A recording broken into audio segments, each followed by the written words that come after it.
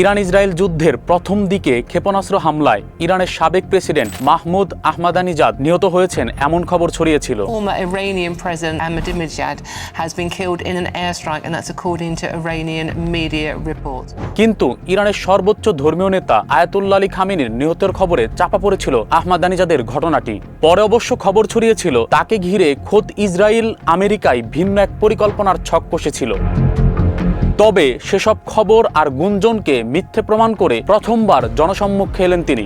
সোমবার তেহরানে Ayatollah Ali খামেনির জানাজায় তাকে সশরীরে অংশ নিতে দেখা গেছে।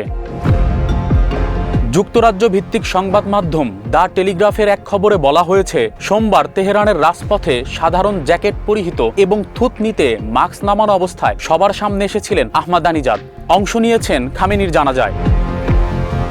সাবেক অন্য দুই প্রেসিডেন্ট খাতামি ও রুহানি খামেনির শেষ বিদায়ের আনুষ্ঠানিকতায় দাওয়াত না পেলেও আহমাদানিজাদের এই উপস্থিতি মধ্যপ্রাচ্যের রাজনীতিতে নতুন আলোচনার জন্ম দিয়েছে। এর আগে মার্কিন সংবাদ মাধ্যম নিউ ইয়র্ক টাইমসের খবরে বলা হয়েছিল, ইরান ইসরায়েল যুদ্ধ শুরুর পর যুক্তরাষ্ট্র ও ইসরায়েল মিলে ইরানের শাসন ব্যবস্থা পরিবর্তনের একটি গোপন পরিকল্পনা করেছিল। তাদের পরিকল্পনা ছিল সাবেক প্রেসিডেন্ট আহমাদানিজাদকে ইরানের নতুন নেতা হিসেবে গদিতে বসানো, কারণ সাম্প্রতিক বছরগুলোতে ইরানের বর্তমান শীর্ষ নেতাদের সঙ্গে তার দূরত্ব তৈরি হয়েছিল। এই পরিকল্পনার অংশ হিসেবে যুদ্ধের প্রথম দিনই তেহরানে আহমাদানিজাদের বাড়িতে ইসরায়েল হামলা চালায়। উদ্দেশ্য ছিল তাকে গৃহবন্দী দশা থেকে মুক্ত করা। কিন্তু ওই দিন ইসরায়েল ও আমেরিকার একযোগে চালানো হামলায় আহমাদানিজাদের বাসভবনের কাছেও একটি রকেট আঘাত হানায় তার মৃত্যুর খবরটি চারদিকে ছড়িয়ে পড়ে। পরে ট্রাম্প ও নেতানিয়াহু এই গোপন পরিকল্পনা থেকে নিজেদের গুটিয়ে নেন।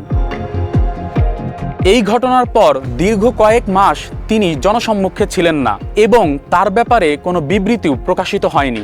এমনকি তেহরানের সরকারি কোনো দপ্তর থেকেও তার জীবিত বা মৃত থাকার বিষয়টি নিশ্চিত বা অস্বীকার না করায় রহস্য তৈরি হয়েছিল। সেই রহস্যের সমাপ্তি ঘটল খামেনির জানাজায় উপস্থিতির মাধ্যমে।